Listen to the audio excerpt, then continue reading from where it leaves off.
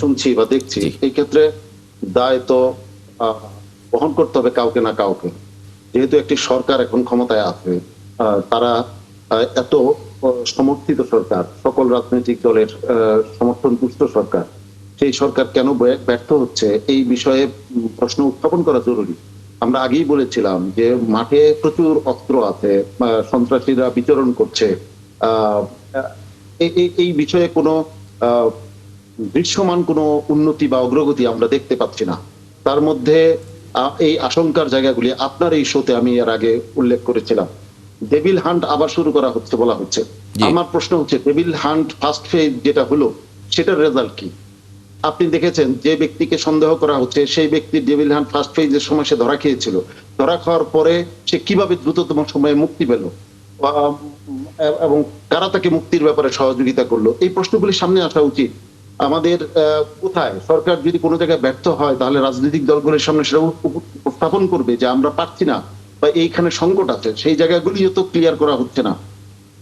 তফসিল ঘোষণা হলো, নির্বাচন কমিশনের কোনো মন্তব্য কি পেয়েছেন? একজন সম্ভাব্য প্রার্থী সে মৃত্যুর সাথে পাঞ্জা লড়ছে, তারপরে এইরকম ঘটনা ঘটছে, আর এই নির্বাচন কমিশন কি এখন পর্যন্ত কোনো বক্তব্য দিয়েছে? এখানে তো নির্বাচন কমিশনের একটা গুরুত্বপূর্ণ রোল থাকার কথা। নির্বাচন কমিশন, আমার যদি ভুল না হয়ে থাকে, নির্বাচন কমিশন তফসিল ঘোষণার পর থেকে তো নির্বাচন কমিশনকে খুব অ্যাক্টিভ ভূমিকায় আসা উচিত। তারপরে যারা আজকে একে অপরকে দোষারোপ করছে, কিন্তু আমরা বলছি যে অমুকে হত্যা করেছে, এর পেছনে আরো কোনো গভীর ঘটনা লুকায়িত আছে কিনা সেটাও তো তদন্ত করে বের করা দরকার। কারণ হচ্ছে আমরা ভয়াবহ পরিস্থিতির দিকে যাব, অনেকেই চাইবে না আমাদের দেশে একটা নির্বাচন হোক, সুষ্ঠু নির্বাচন হোক, অনেকেই চাইবে না। তো অতএব এইটার প্রতিরোধে যা করণীয় সেইটার প্রতিরোধ ব্যবস্থাটা তো আগে নেওয়া দরকার ছিল। না হয় কালকে যদি আরেকজন প্রার্থী এরকম মানে তাকে ফয়েজ আহমদকে একটু জিজ্ঞেস করি, ফয়েজ আহমদ ভালো বলতে পারবেন। ফয়েজ আহমদ, মানে উনি এভাবে দেখছেন বিষয়টা? না, ঠিক আছে, উদ্বেগের বিষয়টা ট্রু যে উদ্বেগ থাকবে এবং সরকার আছে, সরকারের বেশ কিছু দায় আছে, সেটাও সত্য। একই সঙ্গে আমরা একটা যে বাস্তবতায় আমরা আসলে আছি সেই বাস্তবতাটাকে আমরা উপেক্ষা করতে পারছি না। সেজন্য কিন্তু আমাদের সরকারের দিক থেকেও বলা হয়েছে যে নির্বাচন বানচালের জন্য নানান গ্রুপ নানানভাবে সক্রিয় আছে। এই যে প্রধান উপদেষ্টা এই কথাটা বারবার রাজনৈতিক দলগুলিকে বলেছেন, তাদের সঙ্গে আলোচনায় বলেছেন, তাদের সঙ্গে বসেছেন, আজকে বসেছিলেন, আজকেও বসেছিলেন।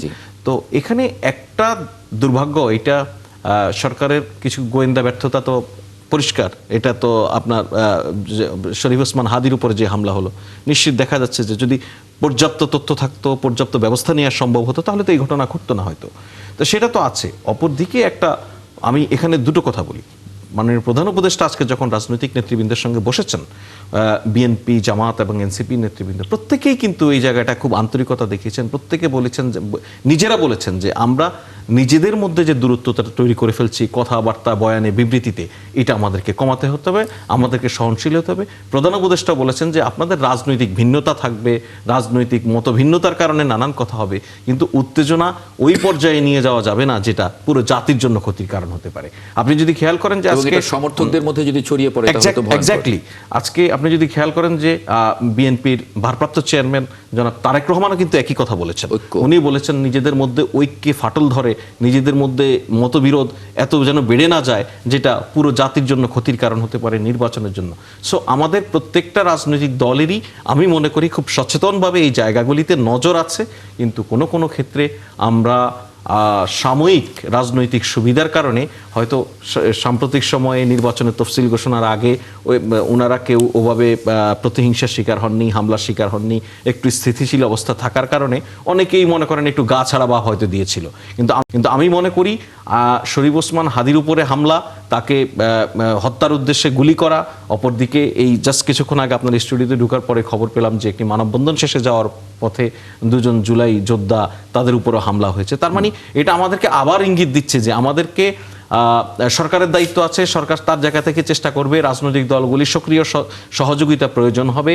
এবং একই সঙ্গে আমরা বারবার বলছি, আমরা বিনয়ের সঙ্গে বলছি, আমরা অনুরোধ করছি, আপনারা রাজনৈতিক দলগুলি মতবিভেদটা এতটা বাড়াবেন না যার কারণে আপনারা একে অন্যের বিপদে গিয়ে আসতে পারবেন না। খেয়াল করুন যে আপনারা নিজেরা এই জুলাই অভ্যুত্থান নয়, শুধু আপনারা দীর্ঘ 16 বছর ধরে একে অপরের সঙ্গী ছিলেন।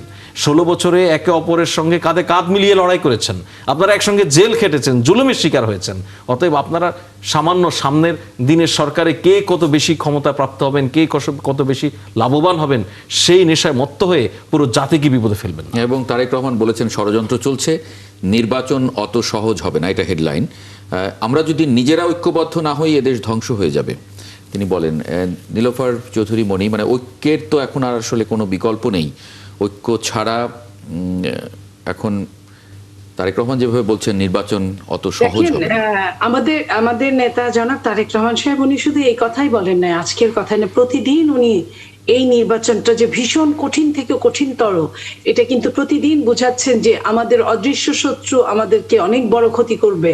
আমাদের দৃশ্যমান শত্রু এবং অদৃশ্য শত্রু উভয়ই আমাদের জন্য ক্ষতিকারক।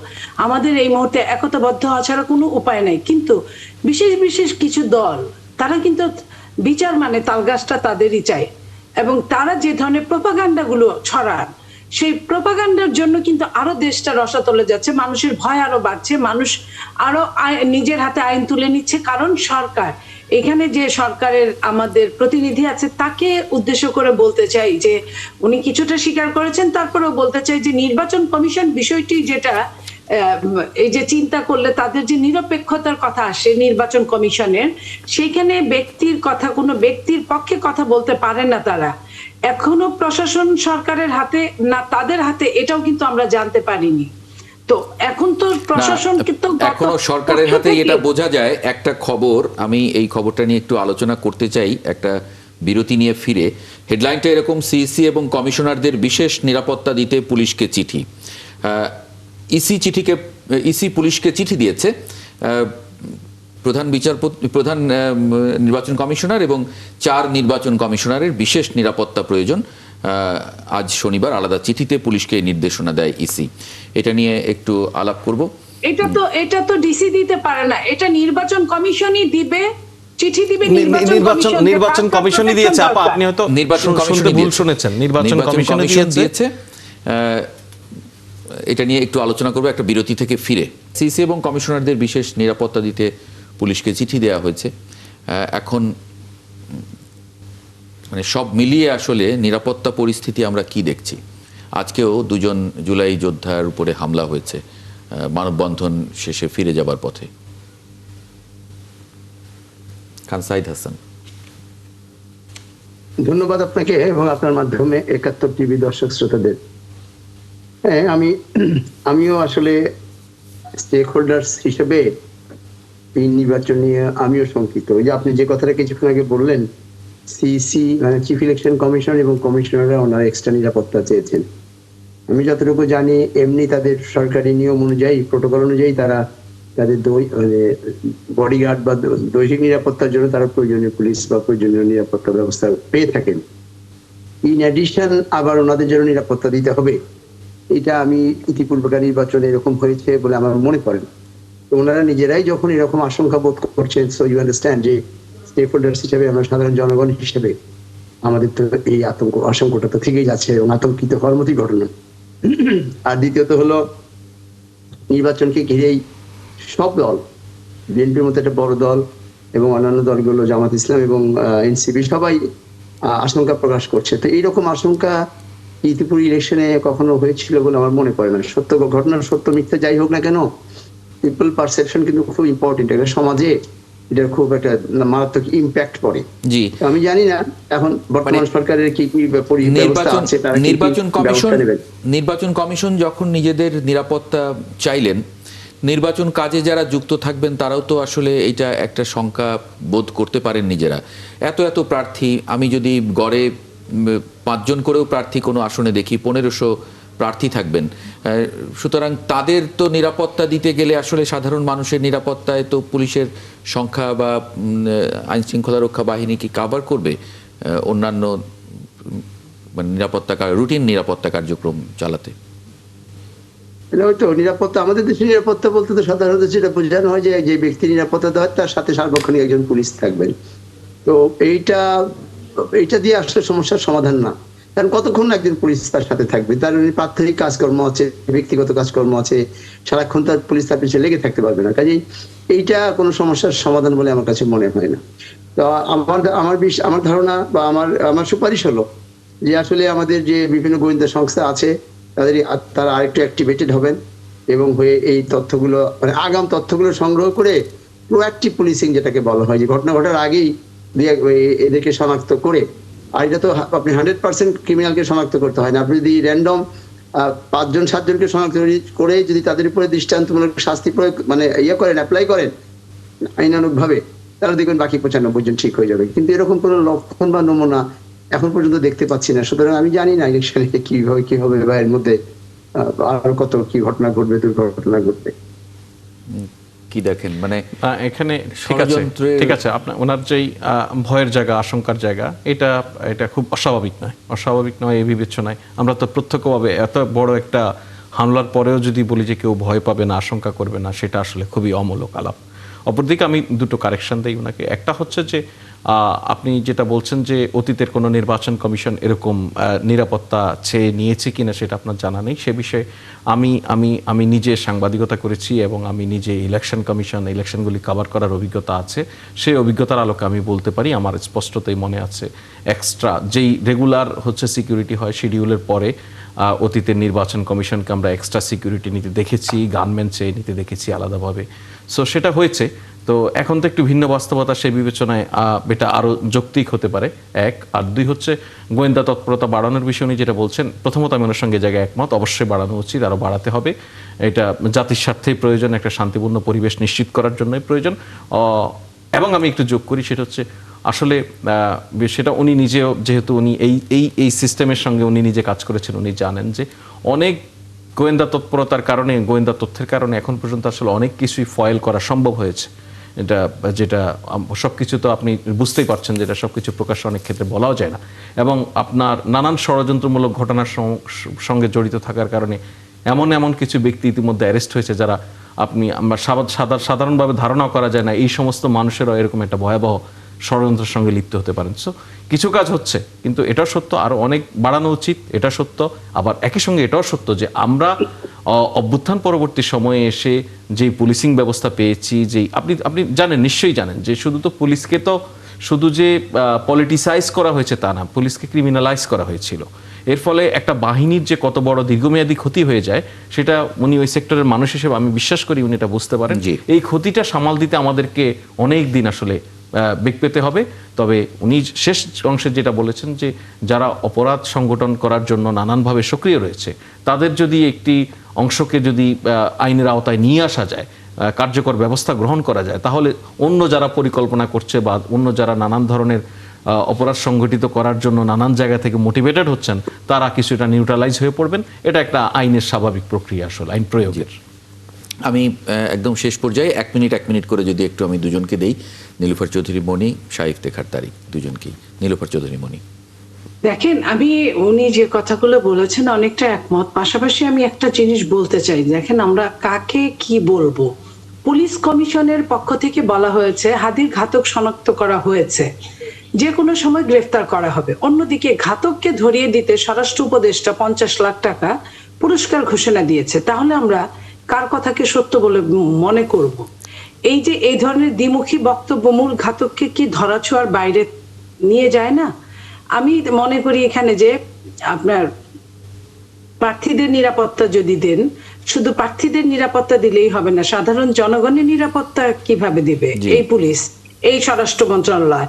তাহলে এটা যদি না হয়, নিরাপত্তাহীন যদি আমরা জনগণ থাকি, তাহলে ভোট কেন্দ্রে কেউ ভোট দিতে যাবে না। এই অজুহাত মানে শুধু তো প্রার্থী নয়, প্রার্থীরও অনেক স্ট্র্যাটেজিক ব্যক্তি থাকেন, মানে খুব গুরুত্বপূর্ণ ব্যক্তি যারা প্রার্থীকে জয়ী হতে সাহায্য করেন, ক্যাম্পেইনে সাহায্য করেন। সেই জায়গায় শাহ ইফতেখার তারিক। জি, আমি এই জায়গায় বলতে চাই যে আমাদের সকল রাজনৈতিক দলকে এবং সচেতন মানুষকে এবং যারা এই দেশটাকে স্বাধীন সার্বভৌম দেখতে চায় সকল স্বাধীন চেতা মানুষের প্রতি আহ্বান জানাতে চাই ইসলামী আন্দোলন বাংলাদেশের পক্ষ থেকে। অনেকেই চায় না আমাদের এই নতুন যে একটা উত্থান হয়েছে, আমরা কারো রক্তচক্ষুকে পরোয়া না করে স্বাধীন সার্বভৌমভাবে দেশ পরিচালনা করব, এটা অনেকেই চায় না। ওরা নানা রকম ষড়যন্ত্র করবে, আমাদের সকলে মিলে সেই ষড়যন্ত্রকে রুখে দিতে হবে। আর সেই রুখে দেওয়ার জন্য সবচেয়ে বড় দায়িত্ব পালন করতে হবে রাজনৈতিক দলগুলোকে। রাজনৈতিক দলগুলো যারা অস্ত্রধারী, যারা সন্ত্রাসী হিসেবে পরিচিত, তাদেরকে যেন প্রশ্রয় না দেয়। তাহলে তাদেরকে যদি প্রশ্রয় দেওয়া হয়, তাহলে ওদের মাধ্যমে ওই ষড়যন্ত্রকারীরা যারা সীমান্তের ও অন্য সীমান্তের বাইরে আছে, তারা এই সুযোগ নেওয়ার অপচেষ্টা চালাবে। আমরা যদি তার মানে রাজনৈতিক এখানে আপনি দলগুলো সেই ঐক্যের কথা বলছেন, রাজনৈতিক দলগুলোর ঐক্য এবং সদিচ্ছা একটা সুষ্ঠু সুন্দর নির্বাচন করার জন্য। অনেক ধন্যবাদ আপনাদের তিনজনকেই। আমি 10 সেকেন্ডস নিতে চাই আপনার কাছ থেকে। একটা বিষয় পরিষ্কার, আমরা আজকে এই এপিসোডে ওনারা যারা কথা বলছেন, আগেও একজন বীর মুক্তিযোদ্ধা সহ যারা কথা বলেছেন, একটা জিনিস খুব পরিষ্কার যে বাংলাদেশের স্ট্যাবিলিটির ক্ষেত্রে এখন সবচেয়ে বড় হুমকি হচ্ছে আওয়ামী লীগ। এই যে আওয়ামী লীগ এই হুমকি দিয়ে প্রকাশ্যে টেলিফোন কনভারসেশন নানানগুলি আসছে, তারা যে ঘটনা ঘটাচ্ছে, আমি রাজনৈতিক দলগুলির কাছে অনুরোধ থাকবে, আওয়ামী লীগের মানুষেরা আওয়ামী লীগকে নর্মালাইজ করার জন্য যারা নানান প্রক্রিয়া চেষ্টা করেন, সেইখানে যে শর্মিলা বসু, আপনার সুভাষ বসুর নাতনি, সে এই ৭১-এর উপর পিএইচডি করেছিল হার্ভার্ডে সম্ভবত। সে ওখান থেকে আপনার এই বাংলাদেশে এসে ৭২-এ থেকে গেছে। সে ওইখানে বলেছে ১ লাখের কম লোক ওইখানে শহীদ হয়েছিল। আচ্ছা, ভালো কথা, আমি এটা বিশ্বাস করলাম না। আপনার তাজউদ্দিনের মেয়ে শর্মিলা, উনিও বই লিখেছেন, উনিও লিখেছেন, এরকম অনেক বইতে আছে মুক্তিযুদ্ধের সম্পর্কে লেখা। তো সেই জায়গা থেকে আমরা কেন এখনো আমাদের মুক্তিযুদ্ধেরা বেঁচে থাকা অবস্থায় আমরা কেন এটা বের করতে পারবো না? আমরা এই বিভ্রান্তিতে কেনই বা থাকবো? আজ শহীদ বুদ্ধিজীবী দিবস। ৭১-এর এই দিনে আমাদের কাছ থেকে আমাদের সূর্য সন্তানদেরকে কেড়ে নিয়েছে যে পাক হানাদার বাহিনী। আজকের এই দিনে আমরা আমাদের মুক্তির মন্দিরের সুপর্ণ তলে কত প্রাণ হলো বলিদান লেখা আছে অস্ত্র জলে, আমরা তাদেরকে স্মরণ করছি। পাশাপাশি আজকে সুদানে জাতিসংঘ মিশনে বাংলাদেশের ৬ জন নিহত হয়েছেন, ৮ জন আহতের ঘটনায় সমবেদনা জানাচ্ছি, এবং যারা বেঁচে আছেন, আহত হয়েছেন, তারা বেঁচে আমাদের মাঝে ফিরে আসুন, এই দোয়া করছি। পাশাপাশি আজকের এখানে যারা উপস্থিত আছেন, আমি জামালপুরের সন্তান হিসেবে, জামালপুরের একজন বীর মুক্তিযোদ্ধা আছেন, আমি আজকে ওনাকে সহ সমস্ত মুক্তিযোদ্ধাদের আমি আমার পক্ষ থেকে স্যালুট জানাচ্ছি।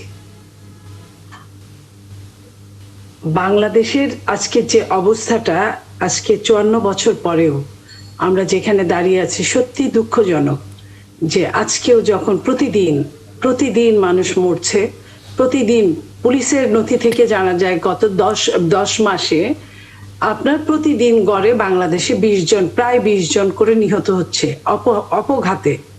সেই অপঘাতে গতকালকে হাদির যে অবস্থাটা হয়েছে, সত্যি হৃদয় বিদারক, শুধু বলার মধ্যে পড়ে না। আমরা কোথায় আছি, কি কাজে আমরা করছি? আমাদের সামনে নির্বাচন, সেই নির্বাচনকে এই কাজগুলো, এই হত্যাগুলো কি মেসেজ দিচ্ছে আমি জানি না। প্রত্যেকটা দল বিভিন্নভাবে প্রতিশ্রুতি দিচ্ছে, দিবে এবং দিয়েছে, কিন্তু কেউই কথা রাখতে পারে নাই। প্রত্যেকটা দল আজকে দেখেন 30 ঘন্টা ওভার হয়ে গেছে। হাদির খুনি যদি চাক্ষুষ হয়ে থাকে, সে তো অবশ্যই তার সাথেই ছিল, তার সাথেই হুন্ডায় ছিল, তার সাথে ইলেকশনে আপনার প্রচারণা চালিয়েছে। সেই মানুষকে ধরতে 30 ঘন্টা উতরে যাওয়ার পরও সেই মানুষটাকে আমরা ধরতে পারছি না। এবং আমরা শুনছি যে যাকে খোঁজা হচ্ছে সে আবার ভিডিওতে বার্তা পাঠিয়েছে যে সে সেই লোক না। তাহলে আমরা জানতে চাই, তাহলে আসলে ওই লোকটাকে? এখন পর্যন্ত কিন্তু আমরা দ্বিধাদ্বন্দ্বের মধ্যে বাস করছি। আজকে যখন দেখেন দেশনেত্রী বেগম খালেদা জিয়া, একজন বীর মুক্তিযোদ্ধা, উনি আজকে মৃত্যুর সঙ্গে পাঞ্জা লড়ছেন, সেটার পেছনেও কিন্তু অনেকগুলো কারণ আছে। সেটাও কিন্তু আমাদের খুব ভালো কোনো খবর তার সাথে ছিল না। তার অতীত, তাকে যেভাবে অত্যাচার করা হয়েছে, তাকে যেভাবে জেলখানায় তাকে যেভাবে টর্চার করা হয়েছে, এবং পরবর্তীতে যেটা আমাদের নেতা জনাব তারেক রহমান সাহেব বলেছেন, আপনি যে ডাক্তার উনাকে যেতে নিষেধ করেছিলেন, তো উনিও নিষেধ করেছিলেন, তারপরেও কিভাবে সেই দিনের প্রোগ্রামে গেলেন আমরা জানি না। তো এই জায়গাগুলো থেকে প্রত্যেকটা জিনিস, এবং দেশনেত্রী বেগম খালেদা জিয়া যখন সমস্ত বাংলাদেশের সার্বজনীন নেতৃত্বে রূপান্তরিত হয়েছেন, ঠিক সেই মুহূর্তে হাদির এই ঘটনাটা ঘটিয়ে একদম সমস্ত কিছুকে একদম মানে একদম 180 ডিগ্রি আপনার অ্যাঙ্গেলে উল্টিয়ে ফেলা হলো। এই যে আরেকটা মৃত্যু, আরেকটা মৃত্যুর হাতছানি, আরেকটা মৃত্যুর জন্য হাহাকার, এই জায়গা থেকে আমরা বলতে চাই যে ওই যে 71-এর পরে যে ছবিটা হয়েছিল যে আবার তোরা মানুষও, আমরা সেই ছবি কে কে দেখেছিলাম জানি না, কিন্তু কেউই ওরকম ভাবে আমরা মানুষ হতে পারিনি। যদি মানুষ আমরা হতাম তাহলে আমাদের একটা নির্বাচনকে ঘিরে এত কিছু হতো না, যে নির্বাচন সত্যিকার অর্থে 1/11-র পরে থেকে বাংলাদেশের মানুষ তেমন নির্বাচন পায় নাই। যখন আমার ভোট আমি দিব, যাকে খুশি তাকে দিব, যখন বলার কথা লেভেল প্লেইং ফিল্ডটা কেমন আছে, ঠিক তখনই মৃত্যু মৃত্যু আর মৃত্যু। এবং কোন কোন দল প্রকাশ্যেই বলছে যে একই দিনে যদি 2টা ভোট হয় তাহলে জেনোসাইড হয়ে যেতে পারে। এই যে বলাটা, কিংবা আপনার একজন রাষ্ট্রের প্রধান ব্যক্তি উনি যখন বলেন যে ইলেকশনের নির্বাচনের আগে বড় ধরনের ঘটনা ঘটতে পারে, বড় বড় ব্যক্তিরা তো কোনো কিছু ঘটতে পারে বললেও এটাকে লুকিয়ে রেখে ওটার ব্যবস্থা নেন, কিন্তু আমরা লুকানো দূরের কথা, আমরা যে জিনিসটা বলে ফেললে সবার সমস্যা হবে সেটা বলি, এবং যে জিনিসটা বললে অনেক মানুষ সেভ হবে সেটা বলি না। তো আমরা যখন এই অবস্থার মধ্যে, তখন নির্বাচনের তফসিল ঘোষণার ধরেন 20 ঘন্টার মধ্যে যে ঘটনাগুলো ঘটলো, এবং আরো ঘটনা ঘটার সম্ভাবনা আছে, এখানে কিন্তু শেষ না। প্রত্যেকটা মানুষ আমরা বিপদগ্রস্ত, ভয়গ্রস্ত, সেখানে আমরা নির্বাচনটা কিভাবে সুন্দরভাবে হবে আমার মাথায় ঢুকে না। কারণ নির্বাচনের পূর্ব শর্ত যে এটা তো হওয়ার কথা ছিল না। আপনি বলছিলেন যে সেই 54 বছর পরে এসেও আমাদেরকে এগুলো দেখতে হচ্ছে। আমরা তো একটা সাম্যের দেশ গড়ার জন্য আমাদের যে বীর তারা যুদ্ধে গিয়েছিলেন, কিন্তু সেই সাম্য তো আমরা তৈরি করতে পারিনি। আমরা এখনো নিরাপদ বাংলাদেশ তৈরি করতে পারিনি। সাম্য তো অনেক দূরের কথা, সাম্য অনেক দূরের কথা। ইফতেখার তারিক সাহেব যে কথাটা বললেন, আমি তার সাথে শতভাগ একমত। আমাদের সত্যিকার অর্থে শহীদ কতজন? আমি এই প্রশ্নটা করাতে আমাকে প্রায় আপনার সম্মুখীন হতে হয়েছিল আওয়ামী শাসনামলে আপনার রাষ্ট্রদ্রোহিতা মামলার। যাই হোক, এরপরে আমার সিনিয়র নেতারা বলাতে আমি হয়তো বেঁচে গেছি, কিন্তু আমি এখনো জানতে চাই যে মানুষগুলো হতে পারে 30 লাখের বেশি, বাট আমি জানতে চাই, হতে পারে 1 লাখের বেশি, আমি সেটাও জানতে চাই, হতে পারে 1 লাখের কম, আমি সেটাও জানতে চাই। আমার বাবা আমার সাথে যে অসত্য কথাটা বলেছে, আমি কিন্তু এই যুগে 2025 সালে আমি আমার সন্তানের সাথে সেই অসত্যটা বলতে চাই না বলে এখনো আমি মনে করি যে প্রত্যেকটা জেলায় যে ডিসি আছে, এসপি আছে, ইওনো আছে, তাদের মাধ্যমে আমি জামালপুর একটা বিখ্যাত জায়গা মুক্তিযুদ্ধের জন্য, ধানুয়া কামালপুর একটা বিখ্যাত জায়গা মুক্তিযুদ্ধের জন্য, কিন্তু আমি কিন্তু বলতে পারি আমার মনে হয় না 2-3 হাজারের বেশি, 2000 ওই জেলায় শহীদ হয়েছে কিনা। তো 64টা জেলার শহীদ আমি 2000 কেন 50,000 হোক, জি আমি জানতে চাই। আমরা জানতে চাই মিজানুর রহমান খান আপনারা যে মুক্তিযুদ্ধ করেছে, কত লোক, কত মায়ের সম্ভ্রমহানি হয়েছে, এগুলো আমরা জানতে চাই। মিজানুর রহমান খান, মানে আপনারা যে লড়াইটা শুরু করেছিলেন, যে যুদ্ধটা শুরু করেছিলেন, সেই যুদ্ধ তো তাহলে এখনো শেষ হয়নি। এখন আমরা নানান ধরনের তথ্য বিকৃতি, ইতিহাস বিকৃতির অভিযোগে অভিযুক্ত হই, এবং যেরকমভাবে বলছিলেন নিলোফার চৌধুরী মণি, যে এটা তো আসলে আমাদের দায়িত্ব ছিল। শাহ ইফতেখার তারিক বললেন যে বিচার করাটাও তো আমাদের প্রয়োজন ছিল, আমরা তো জাতি হিসেবে আমরা অপরাধী হয়ে গেছি। মিজানুর রহমান খান। আচ্ছা, এটার ব্যাপারে আমি যেটা বলতে, স্বাধীনতার পর যে সরকার এলো, এই সরকার একটা তালিকাও করে যেতে পারে নাই। মুক্তিযোদ্ধার কোনো তালিকা করতে পারে নাই, শহীদের কোনো তালিকা করতে পারে নাই, বুদ্ধিজীবী, হত্যা, নিহত যারা, তাদের কোনো তালিকা করতে পারে নাই। যেটা আপনি একটা জিনিস খেয়াল করে দেখেন, 24-এর গণঅভ্যুত্থানের পর প্রতিটা তালিকা কিন্তু দেখেন সুন্দরভাবে সম্পন্ন হয়েছে, কিন্তু 71-এর পর মনে হলো যে মুক্তিযুদ্ধ শেষ হলে মুক্তিযোদ্ধারা শেষ, না এটা কি মুক্তিযুদ্ধ শেষ, মানে শহীদরা তথ্য শেষ। প্রযুক্তির কারণে কি এটা মানে এখন তথ্য প্রযুক্তি গণমাধ্যমে সবগুলোই এসে যাচ্ছে, যে কারণে আর কি খুব সহজভাবে করা সম্ভব হয়েছে সেই সময় না, সেক্ষেত্রে আমি জানি না এই আমাদের বীর মুক্তিযোদ্ধা এখানে উপস্থিত আছেন, উনি আমার সঙ্গে একমত হবেন কিনা যে না, 71-এর পরে যখন যে সরকার আসলো সেই সরকার এই ধরনের আসলে স্পষ্টত কোনো উদ্যোগই নেয়নি, যেটা আমরা ইতিহাস থেকে জানি। এবং আমি এবং সেটি বলতে চাচ্ছি। জি, এবং এরকম আমরা যদি উদ্যোগ নিলে- তাজউদ্দিনের শহীদ তাজউদ্দিনের কথা বিবেচনা করি, আমরা যেটা তাজউদ্দিনের কন্যার বই থেকে পাই, উনি যখন শেখ মুজিবুর রহমানকে বলেছিলেন যে কিভাবে দেশটা স্বাধীন হলো আপনার একটু জানা দরকার, মেহেরপুরে যাওয়া দরকার, এই বিষয়গুলিতে উনি অপোজ করেছিলেন।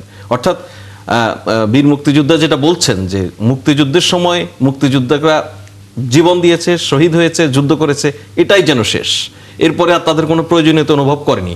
অনেক পরে এসে আমরা দেখলাম নানান রাজনৈতিক কারণে মুক্তিযুদ্ধের ব্যবহার, রাজনৈতিক কারণে মুক্তিযোদ্ধাদের ব্যবহার।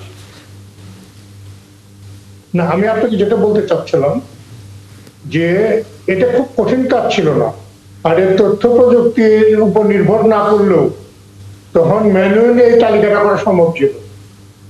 আমার কাছে যে হিসাব আছে তাতে 90,000 থেকে 1 লাখ এরকম মুক্তিযোদ্ধা ছিল। এটা তালিকা করার জন্য তথ্য প্রযুক্তির এত উন্নতি দরকার ছিল না, এটা করতে পারতো। মানে এটা কি আপনার সেক্টরে না না না সারা বাংলাদেশে? আমি সারা ইয়েতে মুক্তিযুদ্ধ বলছি, এটা হলো জেনারেল আমিন আহমেদ চৌধুরী সাহেব একটা জরিপ চালিয়েছিলেন। ওনার হিসাবে হলো 57,000 হলো গণবাহিনীর মুক্তিযোদ্ধা, 57,000, 18,000 হলো আর্মি সেনাবাহিনীর কর্মকর্তা কর্মচারীরা, আর বিডিআর এবং পুলিশ মিলে হলো 4,000।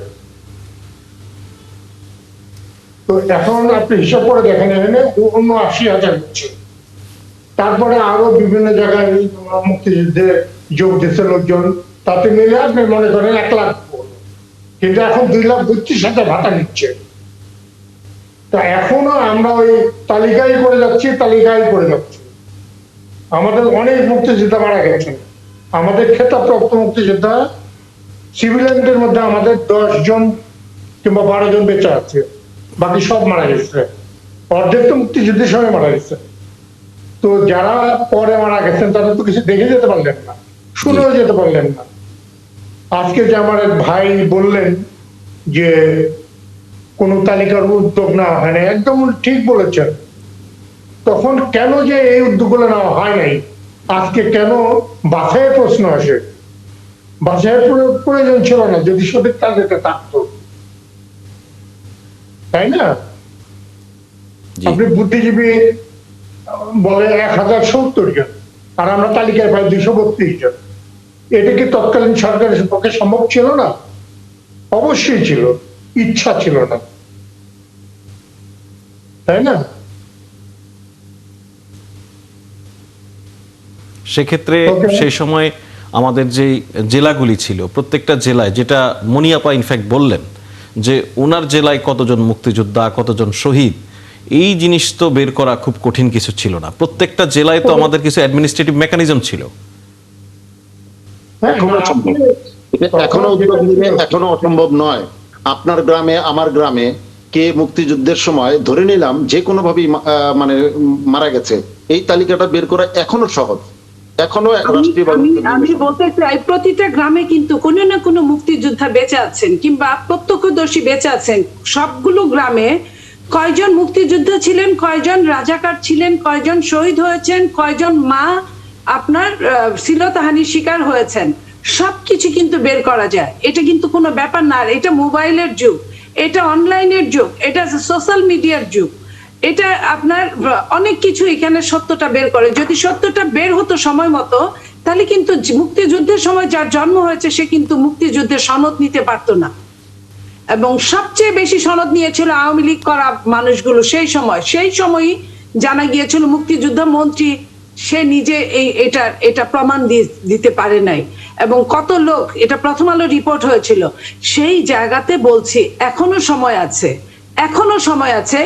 আমাদের বাপ চাচারা, বাপ দাদারা আমাদের সাথে না জেনে অসত্য বলেছে।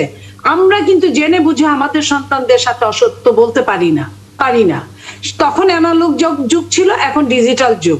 ডিজিটালাইজেশন এত বেশি মানে নিচের দিকে আমাদের ধাবিত যে আমরা এটাই বের করতে পারিনি আজ পর্যন্ত। আমার মনে হয় প্রত্যেকটা সরকার হয়তোবা এখানে কিছু একটা জুজুবুরি আছে, যে হয়তোবা তাদের কি স্বার্থের কারণে তারা এটা অ্যাভয়েড করে, আমি জানি না। এটা তো প্রশাসনকে বললে প্রশাসন এত কাজ করে, এটা বের করতে পারতো না?